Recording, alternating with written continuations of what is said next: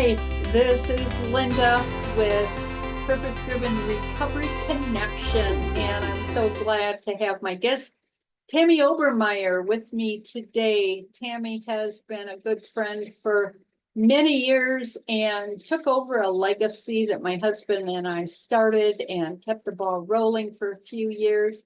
Tammy, welcome. I'm so grateful to have you. Tell us a little bit about why you're here and what led you to get involved with doing the work you're doing. Well, thank you, Linda. Thank you for the kind words. I'm here because, well, God led me here, first of all. I have been an alcoholic my entire life. And I think that once I got clean and sober and God literally had to bring me back to life, that I made the choice, that if I could stay sober, that I would give the rest of my life to helping people in recovery. And I have done that for 13 years and I don't plan on stopping. And when I had this opportunity to work with you, who wouldn't? It's such an honor. So when I had this opportunity, I jumped on it, Linda. So. Oh, well, thank you. So you talked about you've been an alcoholic your full life. I'm guessing you didn't come out of the womb an alcoholic, but that does impact us. How we grow up does impact us. So how did alcohol get into your life? Were you first introduced, and when did you start drinking? It was just a part of our entire family's life, environment, everything. My dad was an alcoholic. My grandpa and grandma were an alcoholic. We had alcohol. It was involved in everything. Baptisms, births, baptisms, all the way to funerals. Does not matter. Every celebration, every horrible thing that happened, and every fun thing that happened in between, there was alcohol. It did not matter. And I had very low self-esteem in high school. Didn't like how I looked. Had friends only because I was on 3 sports teams and never felt like I fit in. So at 12, we went to a basketball overnight stay team meeting and I found a bottle of brandy in my Oh, wow. girlfriend's, Okay. my girlfriend's house. And I proceeded to take a couple drinks and then I was starting to have more fun and more socialized. Kept drinking it and drank half the bottle of brandy at 12 years old. And Oh my goodness. yeah, I didn't even get sick. It was just like, so, I don't know. It was like my friend already. It was like, thank you. Oh gosh. So I dabbled it in high school and a few other drugs, but just, I never stopped drinking. It was always, whenever it was available, I drank. Whenever it was offered, I drank throughout high school, drank throughout college. Obviously, high functioning person. I got a 3.93 in college while I was studying out in the picnic table for tests with a 6-pack. So I don't, and then just my husband and I married and he drank too. We like to party. We'd go up north, party. Everything we did, we drank. And Wow. Wow. it was just a way of life. And when we had kids, it was still a way of life. We had neighbors, we had the bar in our garage, they had the bar in their basement. Every weekend it was a party. And it would start Friday night and Sunday night. And it got to the point where eventually everybody stopped on Sunday night, but I didn't. I kept drinking. Wow. And so Oh it was, gosh. Yeah. What so a challenge. And here you are now, you've gone through school, you're married, you got a couple kids, you're Yep. working. So you're a professional now. So you're kind of Yes. fitting that you're a professional. Professionals don't become alcoholics. I 3.9, graduated, Yeah. just smart, mom, you don't have a problem, right? So that No. denial was pretty large. So how long did you sit in the denial that it was a problem, and what did it take to get you out of that? Right. Yeah. There was, and when it was all the party stage, I didn't have to make up excuses. A few people had noticed and whenever they brought it up to me, the denial, mine turned to anger, I'm like, oh, whatever. And then I'd get mad at those people and push them away. And so it wasn't like, I would try to try to get the focus off me and my alcoholism. And then, I mean, I kept my job. I was a professional. I did not want to come forward and admit anything because, hey, I didn't have my name out there and everything. But when I was about 32 or so, I had two young toddlers and I got the worst phone call of my life. And it was my mom's neighbor called me and said, Tammy, you better get over to your mom's house. And I had 4 kids here, two car seats, and I couldn't just throw them all in the back of the car and run over there. So I had to wait to get some help over here. And by the time I got to my mom's house was almost fully inflamed, engulfed in flames. And I jumped out and tried to run into the house and obviously stopped by firemen. And I was too late. And I didn't make it, and my mom didn't make it out of the house. And I immediately took all of that guilt on. I blame myself. It was my fault. I couldn't get there because I had little kids in the house. Whatever went on, it was just, I took it all on. And I don't know, I felt like my brothers and sisters blamed me. I felt like my dad blamed me. And I don't know if it was just, I just felt that way, just this enormous amount of guilt. And that was such a traumatic event for me that my partying days were over. At that point, I stopped partying and I started committing suicide. Wow, My with brother alcohol? my brother committed suicide earlier, and I said I would never do that to my family. I would never do that to my mom. And so this was my way. I was going to drink myself to death. And I didn't think it would take Oh, very my long, but it took 9 years. Oh, And my heavy drinking, goodness. it just progressed and progressed. And the more my body could take it, the more I drank. And, eventually got to the point where I hated it. I absolutely hated drinking. It was gross, but my body needed it. And I just wanted to die, I was so Wow. angry with God. I was so angry that he took my mother, the most spiritual, faithful woman who sat and prayed for people all the time, that he could take somebody like that and have such a tragic death. I was angry. So I was done with Yeah. God. There was no turning to him. So, but then your husband intervened and life intervened and your body intervened, right? Yeah. How did you finally get to where you are today? Get to Yeah. survival, get Well, past that? mostly my body intervened and I had succeeded. I had committed suicide. My husband had to get me to the hospital. There was no choice. And I was just falling down in and out of consciousness. And when I got to the hospital, I was pretty much out of consciousness and they revived me, whatever they had to do. And I spent 3 weeks in the hospital. I'd say the majority of it in the ICU unit. I had severe pancreatitis. They told me when I got there, I had 1 electrolyte left in my body. Wow. I was done. 1 Oh, my electrolyte. goodness. And so it took life-saving measures to keep me alive. And when Wow.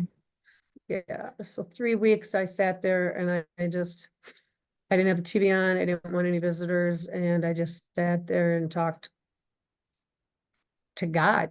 I don't think he was listening because I didn't believe in him right now, and then I just left the hospital. They wanted me to go to treatment. They wanted me to do everything. And I just walked out. I said, no, I'm good. And Wow. it took me 3 weeks. I eventually found AA. And they always say, AA, God brought me to AA and AA brought me back to God. And that's what happened. And Oh, so, wow. yeah, I That's still didn't believe, I still wasn't, oh, I love you. Thank you for everything. It took 4 years into my sobriety, 4, before I finally turned my life back over to Jesus Christ. So. Oh my goodness, what a story. And that journey is so common for so many of us. As a professional myself, I went through things my trauma and all of that came early on, and my first bout with alcohol ended in 76, 48 years ago, when I finally was going to kill myself, and God intervened. But then I started drinking 10 years later, and then it took me 10 more years of drinking to get to that point where, the bottom was about to fall from under me and I was about to lose my career. So I totally get that denial of not going to happen to me. And if you don't get picked up for drunk driving, you don't end up in jail, you don't end up homeless, then you really don't have a problem, right? We Yep. can deny it a great deal. And even when family and friends are saying, hey, you need to cut back. You don't know what you're Right. talking about. I'm Yeah, I fine. still had the job. I have raised 2 children, softball tournaments. I had a high bottom. That's what I like to call it. Yes. I Yeah. had a very high functioning, kept that job, I kept my standing in the community, and hell, if I was gonna give up that byline, I was Right. a reporter. I was not gonna get that byline taken away from me because I worked hard for it. Well, and I So, think you also mentioned that you were going through this challenge of not admitting things and going to AA, and you've talked in the past about being too ashamed and running into people. Tell that story of yeah. how hard it was to walk through those doors the Oh, first time. it was, my ego was like so high, and I was still so prideful. I didn't realize that what was going on at that time, but it took like 3 weeks after I got home. I was white knuckling it, and I needed something, and I had heard about AA. My AA experience at that time was a joke. My dad had to go to AA, court ordered, so he would go to his AA meetings. He would take us to Alateen. We'd sit behind the building and smoke cigarettes. He'd go to his AA meeting on the way home, pick up a six-pack, So I'm like, yeah, I'm really gonna go to AA, right? And so, and then I thought, well, I better just try something, but I was like so worried that somebody would be in that meeting that I knew, and I would lose my standing in the community. So I sat and went through church parking lots, and I sat and hid behind all the cars, made sure I didn't know anybody that came out of the meeting. Because if I knew them, I was not going back to that meeting. So next church, I know that person, can't go to that one. So I finally got to a meeting where I didn't know anybody, and I jumped out of the car, and there's big old John standing there like, hey, what's the difference between an open and closed meeting? And so he told me, and he said, tomorrow night, 7:30, get to this church, I'll be there. And I walked down into that room, and I broke down in tears, literally, because I had never, ever in my life felt more at home. Ever. Wow. I can relate. That first time I went to it was just being a professional. Or what's a professional? To me, a professional is somebody who's working. Yeah, I know. Yeah. You don't have to have a No. degree and, some big Yeah. title. If you are Supervisor out at there, Walmart or anything. You're a yeah, professional if you are working full time and you are doing something for the community or yourself. That's a professional. I totally agree. And so I think that, and then as women, it's hard because men are known as the alcoholics, but the statistics are overwhelming. And the more research they do, the more prevalent it becomes that Yeah. our bodies just don't work the same way men do. We Mm-mm. get sicker quicker, we die faster and more violently in many ways, and we need to get a grip on this. And Yeah, then there's that spiritual aspect too, where you mentioned, you were mad at God, but you had a foundation, and I too. There's so much guilt and shame and all of that stuff that it gets to be a jumbled mess. But yeah. fortunately, once we understand that there is a loving God who understands all that, and that's Mhm. why, he's there going, hey, I got this. Come on Yeah, back. I'm here for you. So, and he sends us each other. So I'm glad we right. met. Yeah, me too. Yeah, it's unreal because all this time I'm mad at God and all this, and it's like he was sitting right there. He's the one that got me. He's the one that got me back to life. He's the one that kept me sober. He's the one that got me into those parking lots, and he's the one that patiently waited for 4 years when I was in AA until I got to the point where I trusted him again and I loved him again. And he had his arms open waiting for me. So That's so awesome. And when Yeah. we finally turn our will and our life over to the care of God as we understand him, like it says in the 12 steps, amazing things happen because, my prayer journey too has been led to my 365-day meditation book. God leads us in the way we should go. And I'm so grateful that he led me to work at the job center. I forgot until earlier today that that's where I met you. And then you came and helped us run the homeless program for veterans and other folks in recovery. And then a few months ago, we hooked up again. And now we just put together a 5-day sobriety challenge. And you helped create it, but you also went through it. So, and now you've met some of the people that have been through it. So what do you think of the 5-day challenge and why did you give the input you did? What do you think people need in their first 5 days? Well, first of all, I'm jealous that it was not available when I was getting sober because it's online. It's anonymous. I wouldn't have been in those parking lots and it's free, And so I would have loved to have that and just would have loved the resources.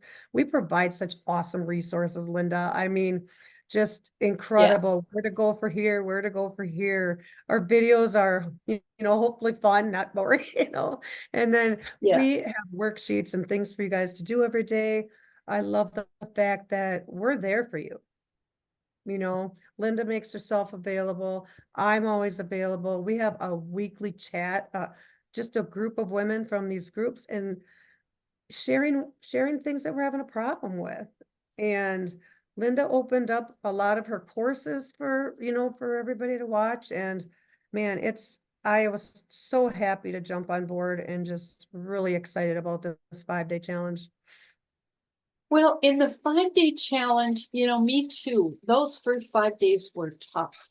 They were tough. I mean, it was 1 minute at a time for me. I'm like 5 days, 24 hours. They said, oh, just get through the next 24. I said, are you freaking kidding me? Get me through the next 5 minutes after I got home from work or on my way to a fish fry. How do you go to a fish fry in Wisconsin without a pitcher of Miller Lite? I don't, I couldn't imagine it. So you got to change. Sweet. I don't know. Got to change your playmates and play places. So that was so important. But after the 5 days, people are like, okay, now what? And it was so cool to go to, we just had a meeting a few hours ago and one of the ladies like, I'm ready for the 12-week course you guys have. When do you start in the 12-week course? Not only do we have a 12-week course, we got a whole year until death do us part course. So our goal is to continue to support people as long as you need support to live the life God intended you to live. So Tammy, I am so thrilled to have you be a part of my team here and to be creating an amazing program that I know is going to transform lives left and right. And I hope anyone watching this, if you'll comment below, thank Tammy for her service. We appreciate it so much, but please comment, please send us a like and subscribe because we're going to be doing a lot more of these podcasts with other women who are struggling, have been there, done that, and have stuff to offer. So thank you again, Tammy. Looking forward to continuing to work with you and transforming lives. You as well. Thanks. All right. Okay. Bye-bye.